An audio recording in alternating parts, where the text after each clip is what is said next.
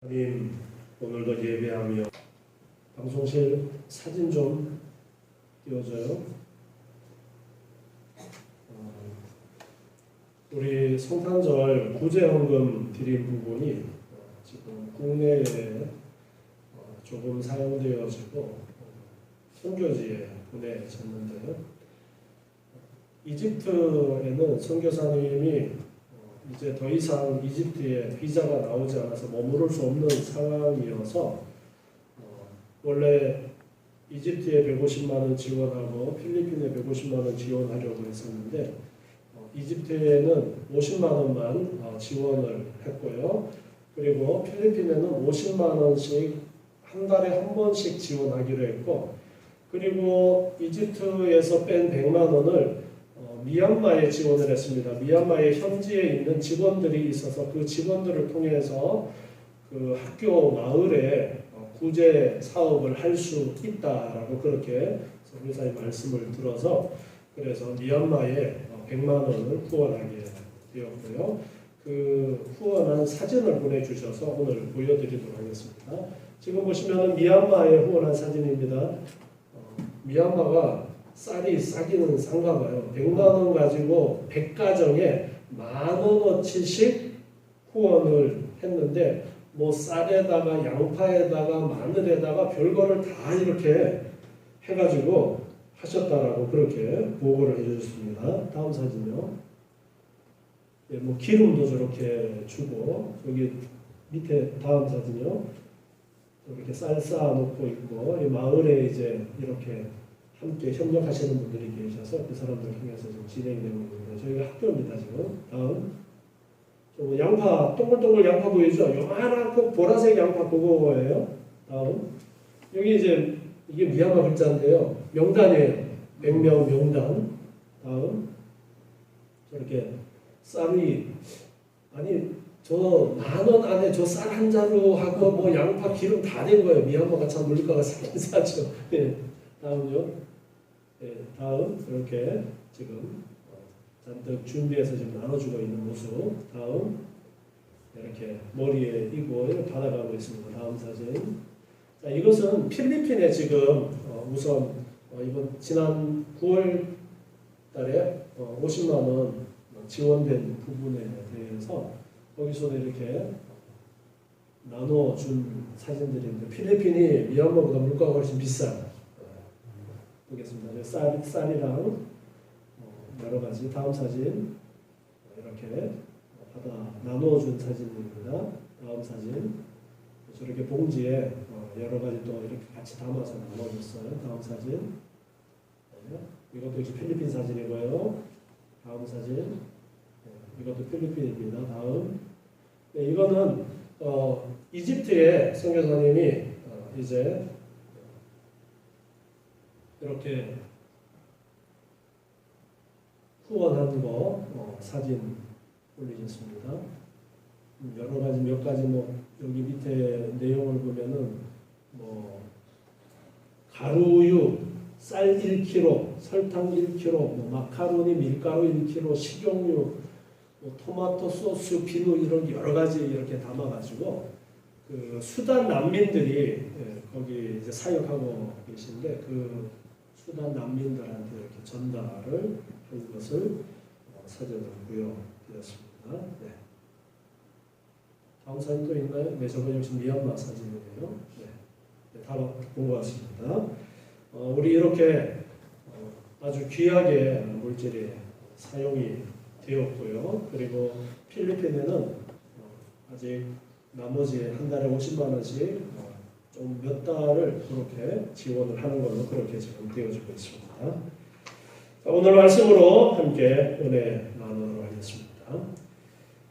지난주의 말씀은 우리의 일상생활을 통하여 구별된 하나님의 자녀들로서 어떻게 살아가며 거룩을 유지해야 되는가에 대한 말씀을 하셨습니다. 그래서 또 옷에 술을 달아서 항상 하나님의 말씀을 잊어버리지 말고 기억하며 살아가라는 그러한 교훈을 주셨습니다.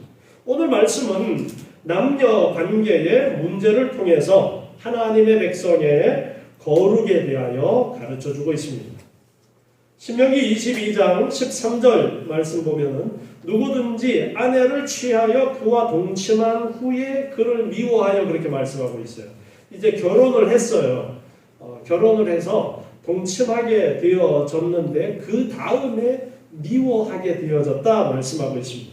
이 미워하다라는 이 원어를 살펴보면요, 이 단어가 가지고 있는 의미는 사랑하다의 정반대의 감정을 표현하는 단어예요.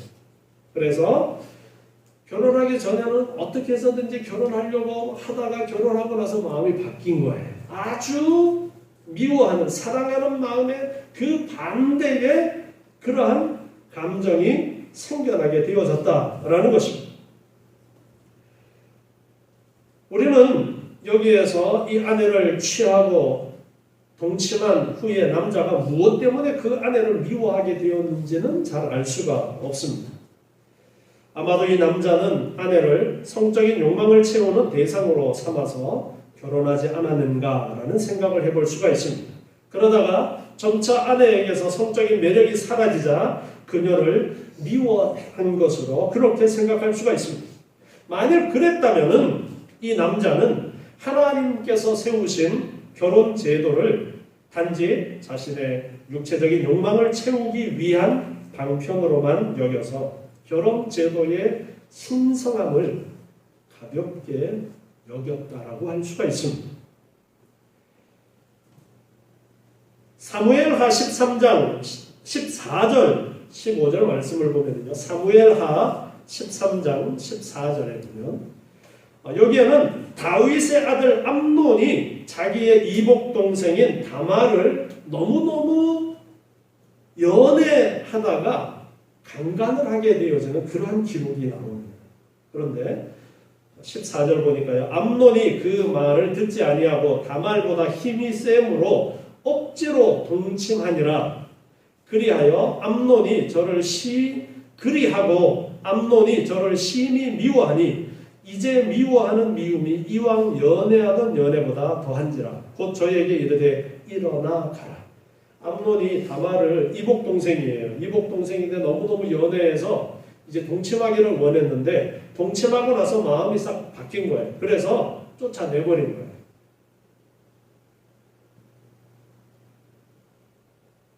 오늘 본문에서 아내를 취했다가 동침한 다음에 미워지게 되어졌다라는 그 예가 이 암논의 예와 비슷하다라고 말할 수가 있는 것이죠. 이러한 일이 있으면 오늘 말씀은 원어를 살펴보면 계속 만약이라는 이런 단어가 계속 등장하고 있어요. 왜냐하면 실제로 일어난 것이 아니라 앞으로 그러한 일이 만약에 일어나면 이렇게 처리해라. 그렇게 지금 모세가 가르쳐주고 있는 말씀이기 때문에, 그래서 만약에 누가 아내를 취했는데 동침한 후에 미워졌어. 그래서 14절에 보니까 비방거리를 만들어 그에게 누명을 씌워 가로되 내가 이 여자를 취하였더니 그와 동침할 때에 그의 처녀인 표적을 보지 못하였노라 하며, 비방거리를 만들어서 누명을 씌우는 거예요. 그래서 어떤 말을 하느냐면, 내가 이 여자를 취해서 동침했는데 그와 동침할 때 보니까 처녀인 표적이 없다. 처녀인 표적이라는 것은 첫날 밤에 처녀가 최초의 성관계를 가짐으로 인해 생기는 혈흔을 이야기하고 있는 것입니다. 고대의 유대 풍습상 이것은 신부가 자신의 처녀성을 증명할 수 있는 유일한 증거물이었습니다. 그래서 신부 가족들은 만일의 경우를 대비해서 이 증거물을 잘 간직해 두어야 했습니다. 이 남자는 이 구실을 가지고서 이제 이 여인을 버리려고 하고 있습니다. 15절에 보니까 그 처녀의 부모가 처녀의 처녀인 표를 얻어가지고 그 성읍 문 장로들에게로 가서 이렇게 아내를 마음에 안 든다라고 누명을 씌워서 버리려고 할 때에 그 처녀의 친정 부모가 처녀인 표를 가지고 성읍의 장로들에게 갔다라는 것은 이제 재판 자리에, 거기가 재판하는 자리에 가서 이제 그 증거물을 보여주게 되어지는 거예요. 처녀의 아비가 장로들에게 말하기를 내 딸을 이 사람에게 아내로 주었더니 그가 미워하여 비방거리를 만들어 말하기를 내가 내 딸의 처녀인 표적을 보지 못하였노라 하나 보라 내 딸의 처녀인 표적이 이것이라 하고 그 부모가 그 자리 옷을 그 성읍 장로들 앞에 펼 것이요 그 친정 부모가 그 첫날 밤에 피가 묻은 증거물을 보관해 두었다가 그것을 이제 가지고 와서 재판자 하는 장로들 앞에 가지고 와서 내놓는다라는 거예요. 그렇게 내놓으면은 증거가 있는 것이죠. 처녀가 아닌 것이 아니라 처녀가 맞았다라는 증거가 있는 거예요. 그러면은 성읍 장로들은 그 남자를 잡아서 때리고 매질을 하고 그리고 19절에 이스라엘 처녀에게 누명 씌움을 인하여 그에게 은 100세겔을 벌금으로 받아 여자의 아비에게 주고 그 여자로 그 남자와 평생에 버리지 못할 아내가 되게 하라. 누명을 씌운 것에 대해서 매질을 하고 그리고 벌금으로 100세겔을 내도록 했습니다. 이것은 무고로 인해서 실추된 아내와 그리고 처가의 명예를 회복하기 위한 벌금입니다. 이 벌금의 가치를 보면요. 100세겔이면 당시에 양 50마리를 살 수 있는 가치예요. 양 50마리를 살 수 있는 가치이기 때문에 큰 돈입니다. 큰 돈을 벌금으로 물도록 그렇게 했습니다. 그리고 평생에 버리지 못한 아내가 되게 하라. 그렇게 말씀하고 있어요. 무죄한 아내를 부정한 여자로 몰아세웠던 남자는 이제는 평생 동안 이혼할 수 있는 권리가 박탈됐어요. 구약에 보면은 이제 문제가 있으면은 이혼을 할 수가 있는데 이제는 이혼할 수 있는 그 권리가 박탈되는 거예요. 성읍의 장로들이 이와 같은 판결을 내리는 것은 율법의 정신이 가늠한 연고 이외에는 가정의 울타리를 절대 해체시킬 수 없다라는 그러한 가르침. 예수님의 가르침도 그와 같은 의미로 가르쳐 주셨죠. 그래서 하나님께서 맺어주신 이 부부 관계는 감정이나 성격, 기질, 가치관의 차이 또는 경제력의 유무 등 그 어떤 인간적인 이해관계나 감정으로도 결코 함부로 무너뜨려서는 안 된다라는 것을 가르쳐주고 있습니다. 요즘은 살다가 이혼하겠다라고 그래요. 왜 이혼하냐 그러니까 원인을 뭐라고 제일 많이 이야기해요? 성격 차이. 성격 차이. 얼마나 이 혼인의 관계를 가볍게 생각하는가를 알 수가 있습니다. 남자와 여자는 달라요. 달라는 너무 달라요. 그래서 결혼하고 나서 이 맞춰가는 과정에 싸움도 수없이 해요. 그러면서 서로 배워가고 알아가면서 티격태격하면서 그러면서도 가정을 깨뜨리지 않고 가정을 이루면서 서로를 배워가고 그게 결혼 생활인데 나랑 안 맞는다고 그냥 갈라서자고 하고 그렇게 해서는 안 된다. 이 가정이 얼마나 중요한 것인가를 가르쳐주는 의미가 여기에 있는 거예요. 자, 그런데 만약에 그 남자의 말이 진실이라면 어떻게 되느냐? 그 다음에는 그 이야기를 또 하십니다. 정말 처녀의 표적이 없다면 어떻게 하느냐? 처녀가 아니었다면 오늘 본문 20절에 보니까요. 그 일이 참되어 그 처녀에게 처녀인 표적이 없거든. 그 남자의 말이 지어낸 말이 아니라 정말이라면 처녀를 그 아비 집 문에서 끌어내고 그 성읍 사람들이 그를 돌로 쳐 죽일지니 이는 그가 그 아비 집에서 창기의 행동을 하여 이스라엘 중에서 악을 행하였습니다. 만약 그것이 사실이었다면 그 여자를 끌어내어서 돌로 쳐서 죽이라고 말씀하고 있습니다. 돌로 쳐서 죽여서 너희 중에 악을 제하라 그렇게 말씀하고 있어요. 너희 중에 악을 제하라. 이스라엘 중에 하나님의 나라 가운데 악을 제해야 된다라고 말씀하면서 정말 그 여자가 그러한 잘못이 있다면 돌로 쳐서 죽이라고 말씀하고 있어요. 다음에 22절부터는 또 다른 말씀을 또 하시는데요. 남자가 유부녀와 통간함을 보거든. 남자와 유부녀와의 관계입니다. 오늘 이 말씀은 지금 당시에 남자와 여자에 있어서 여자는 어떤 주체적인 그러한 행세를 하지 못하고 남자가 주체적인 그러한 사회 시대적인 상황 속에서 말씀을 하고 있어요.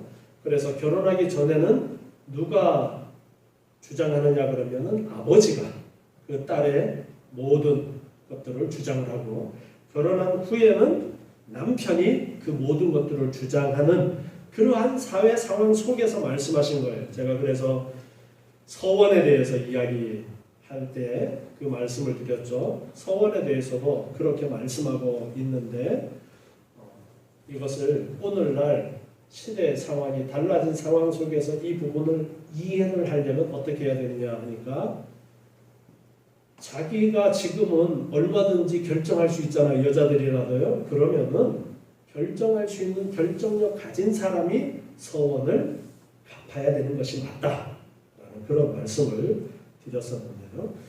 이 당시에 일반적인 상황은 남자가 여자를 운명을 좌지우지하는 거예요. 아버지나 남편이나. 그런 상황 속에서 지금 이 말씀들이 되어지고 있어요. 자, 22절에는 유부녀와 통간한 상황에 대해서 말씀을 하고 있어요. 결혼을 한 여자와 남자가 서로 간음을 행했다면은 그 통간한 남자와 여자를 둘 다 죽여서 이스라엘 중에서 악을 제하라 말씀하십니다. 결혼한 여자와 남자가 통간했을 때는 둘 다 죽여라. 23절에는 또 다른 상황을 말씀하고 있어요. 처녀인 여자가 남자와 약혼한 후에 약혼한 여자예요. 약혼한 여자가 어떤 남자가 그를 성읍 중에서 만나 통간하였다. 성읍이라는 것은 마을 안에서 일어났다라는 거예요. 너희는 그들을 둘 다 성읍 문으로 끌어내고 그들을 돌로 쳐 죽이라. 약혼은 이미 결혼한 것으로 그렇게 인정을 하는 거예요. 그래서 약혼한 여인이 남자와 성읍 중에서 통간을 했으면은 둘 다 죽이라는 거예요. 그 처녀는 성읍 중에 있어서도 소리 지르지 아니하였으며 여자가 일방적으로 강간당한 것이 아니다라는 거예요. 그래서 그 남자와 여자 둘 다 죽이라고 말씀하고 있습니다. 그 남자는 이웃의 아내를 욕보였기 때문에 이제 둘 다 약혼한 여자라 할지라도 둘 다 죽여서 너희 중에 악을 제하라 그렇게 말씀하십니다. 다음에 25절에서는 또 다른 상황을 말씀하시는데요. 만일 남자가 어떤 약혼한 처녀를 들에서 만나 강간했다. 들에서 약혼한 처녀를 강간을 했어요. 앞에 상황과는 장소가 다르죠. 그 강간한 남자만 죽일 것이요 처녀에게는 아무것도 행치 말 것은 처녀에게는 죽일 죄가 없습니다. 이 일은 사람이 일어나 그 이웃을 쳐 죽인 것과 일반이라. 이제 마을에서는 소리 지르면은 도와줄 수 있는 상황인데 여자가 소리 지르지 않았기 때문에 여자가 내가 강간당했다라고 이야기해도 인정을 못 받는 거예요. 그래서 둘 다 죽이라는 거였고 약혼한 처녀가 들에서 사람이 없는 곳에서 이제 강간을 당한 상황 속에서는 여자는 죄가 없다. 그러니까 남자만 죽이라고 그렇게 말씀하고 있습니다. 27절에서 보니까 남자가 처녀를 들에서 만난 까닭에 그 약혼한 처녀가 소리 질러도 구원할 자가 없었습니다. 그래서 그 여인은 죄가 없고 남자만 돌로 쳐서 죽이라고 말씀하고 있어요. 다음에 또 다른 상황을 말씀하십니다. 28절에 보니까 만일 남자가 어떤 약혼하지 아니한 처녀를 만나, 이제는 약혼하지 않은 처녀예요. 그를 붙들고 통관하는 중 두 사람이 발견되거든 이제 처녀와 남자의 관계입니다. 여기서 지금 남자라고만 하고 남자가 유부남인지 총각인지가 언급이 안 되어지는 것은 당시의 남자의 지위와 여자의 지위가 그렇게 차이가 많이 있는 시대 상황이었기 때문에 그런 것이에요. 그리고 일반적으로 이제 후처를 드리는 그런 일들이 심심찮게 있는 상황이었기 때문에 지금 이렇게 말씀이 되어지고 있는 거예요. 그래서 만약에 그런 일들이 있다면 말씀하고 있는 거예요. 그래서 처녀와 이제 남자의 통관하는 그러한 것이 발견되면 그 통관한 남자는 그 처녀의 아비에게 은 50세겔을 주고 그 처녀로 아내를 삼을 것이라. 처녀이면은 통관했으면 아내를 삼으라는 거예요. 은 50세겔은 이제 지참금으로 50세겔을 주고 일반적으로 지참금을 주었어요. 여자를 데려올 때. 은 50세겔을 주고서 아내를 삼으라고 그렇게 말씀하고 있습니다.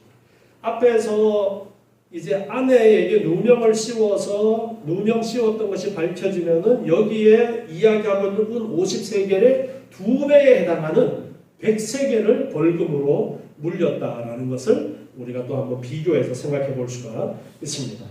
자, 다시 29절에 보니까 이렇게 처녀와 통관한 경우에는 아내를 삼고 후반절에 보니까 29절에 그가 처녀를 욕보였은즉 평생에 그를 버리지 못한다. 평생에 그를 아내로 삼고 버리지 못한다라고 그렇게 못받고 있습니다.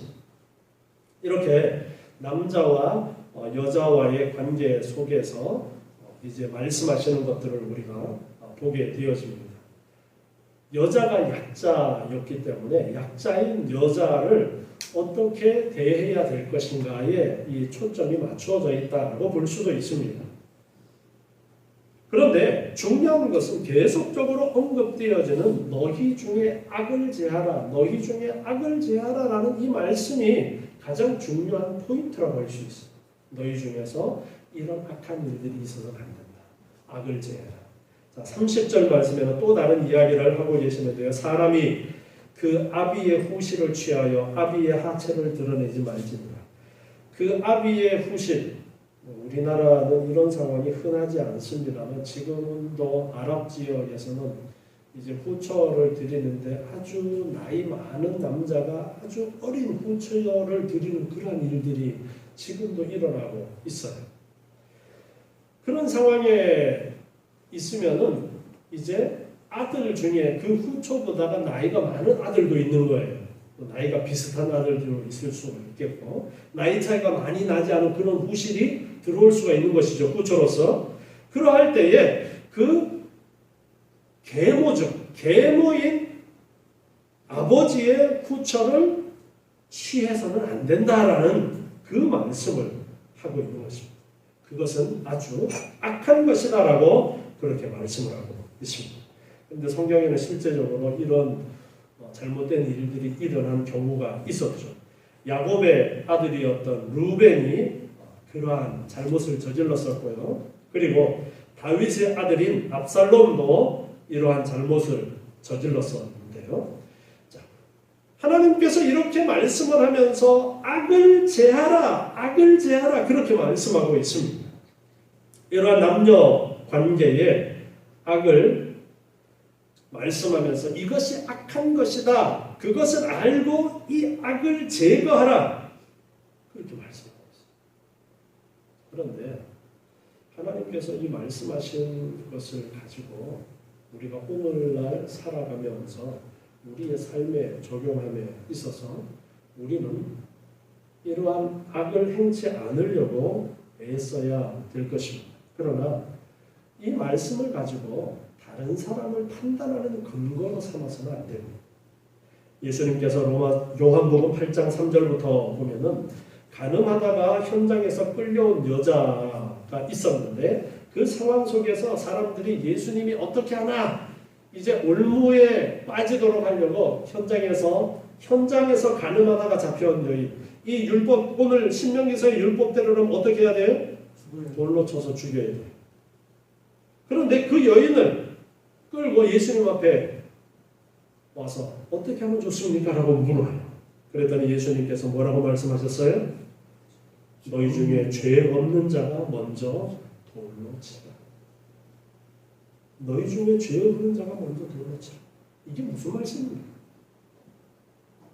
그 누구도 사람이 다른 사람을 판단할 수 있는 자격을 갖고 있는 사람이 없다라는 거예요. 죄의 모양이 조금씩 다를 뿐이지 그 누구도 세상에 누가 그런 죄를 지었대 그렇게 판단할 수 있는 자격을 갖춘 사람이 없다. 그러면서 예수님께서 말씀하시죠. 나도 너희에게 정죄하지 않겠다. 그러니 11절에 요한복음 8장 11절 마지막 부분에 보면요. 가서 다시는 죄를 범치 말라 그렇게 말씀하십니다. 가서 다시는 죄를 범치 말라.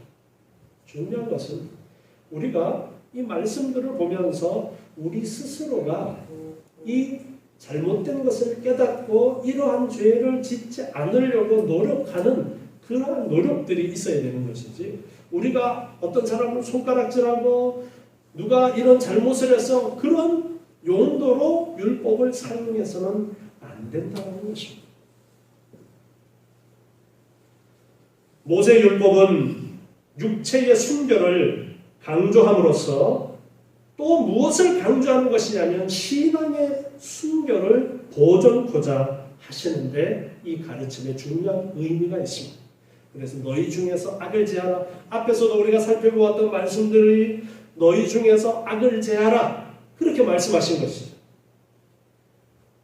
서로 섞어서 교합시키지도 말고 옷감을 짤 때도 실을 섞어서 쓰지 말고 이런 말씀들을 다 너희가 순결을 유지해야 된다라는 그 의미로 말씀을 하십니다. 신앙의 순결을 유지해야 된다는 것입니다. 하나님께서는 남녀간의 혼인과 부부간의 순결을 중요시하심으로써 하나님을 향한 이스라엘 백성들의 신앙적인 순결을 요구하시는 겁니다. 이런 맥락에서 종종 부부나 연인 관계로 하나님과 우리와의 관계가 묘사되어지기도 합니다. 예수 그리스도와 성도와의 관계를 신랑과 신부의 관계로 말씀하시고 있습니다. 그러므로 이러한 순결한 공동체에 결코 어떠한 악이라도 개입해서는 안 되는 것입니다. 만일 악의 요소가 있다면 과감히 척결해야 된다, 없애야 된다라는 것입니다. 그래서 오늘날 성도들 각자는 그리스도의 재림하시기까지 신랑 되신 그리스도를 기쁘게 맞이할 신부될 조건, 곧 순결한 신앙의 정조를 유지해야 된다라는 것이 가장 중요한 핵심적인 내용이라고 할 수가 있습니다. 믿음의 순결을 지켜야 된다.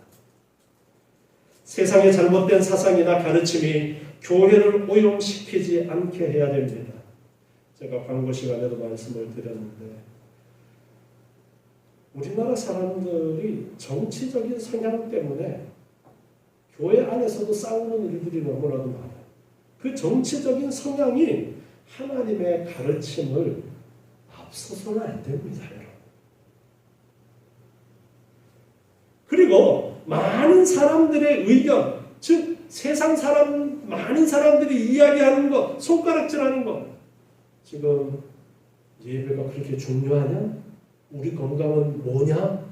지금도 그렇게 사람들이 이야기를 합니다. 그래요. 그 사람들은 예배의 중요성을 모르기 때문에 그러는 거예요. 그런데 그 사람들의 말을 들으면서 세상 사람들이 그렇게 이야기하니까 우리 예배 드리지 말아야죠. 예. 그렇게 따라가면 우리 예배도 드리지 말아야 되고요. 하나님도 섬기지 말아야 되고요. 그런 거예요. 정말 우리 그리스도인들은 하나님께서 중요하게 여기시는 것이 무엇인가의 중심에 바로 서 있어야 돼요. 이 중심에 정치적인 성향, 그거는 부수적인 거예요. 정치적인 성향은 제가 말씀드렸잖아요. 짜장면 좋아하는지 짬뽕 좋아하는지 하고 똑같다는 거예요. 아이고 이번에 짜장면이 먹고 싶어서 짜장면을 시켰는데 짜장면을 선택을 했는데 실패했어. 다음에 짬뽕 시켜야지. 그래서 다음에 짬뽕을 시켰어. 아이고 맛이 없어. 또 실패했어. 어쩔 수 없어요. 다른 집을 갈 수도 없고 다른 중국집 가려면 어떻게 해야 돼요? 이민 가야죠. 그런데 정치인들한테 우리 휘둘리지 말아야 돼요, 여러분. 지금 진보냐 보수냐 똑같아요. 정치하는 사람들은 정말 백성을 생각하지 않습니다. 진보나 보수나 도토리 키재기예요. 우리 그리스도인들은 그 속에서 이쪽으로 치우치고 저쪽으로 치우치는 것이 아니라 그 속에서 내가 짜장을 좋아할 수도 있고 짬뽕을 좋아할 수도 있지만 하나님 앞에 내가 어떤 자세로 신앙생활을 해야 되는가, 이게 휘둘리면 안 된다는 거예요. 오늘 우리나라의 상황 속에서 너무나도 중요한 그런 부분인데요. 이렇게 순결을, 믿음의 순결을 유지할 수 있어야 되는 것입니다. 우리는 오직 하나님의 말씀을 기준으로 해서 신앙생활을 해야 됩니다. 다른 것에 흔들리지 마시고 온전히 순결을 지키고 거룩한 하나님의 백성들로서 거룩을 지키면서 세상 속에서 세상 사람들이 다 넓은 문으로 가도 우리는 좁은 문으로 가야 되는 거예요. 그것이 제자의 길입니다. 많은 사람들이 옳다 할 때에 우리는 아니라 하고 하나님께서 말씀하신 그 길을 두들겨 맞으면서도 순교하면서도 괴로움을 당하면서도 때로는 지하에 숨어서 신앙생활을 하는 한이 있더라도 지켜나가라고 말씀하고 있어요. 이 귀한 하나님의 오늘 말씀을 생각하면서 우리의 신앙의 순결을 지켜야 되겠다라는 이 귀한 가르침을 잊지 마시고 어려운 상황 속에서는 신앙의 순결을 지키시는 저와 여러분 되시기 바랍니다. 기도하겠습니다.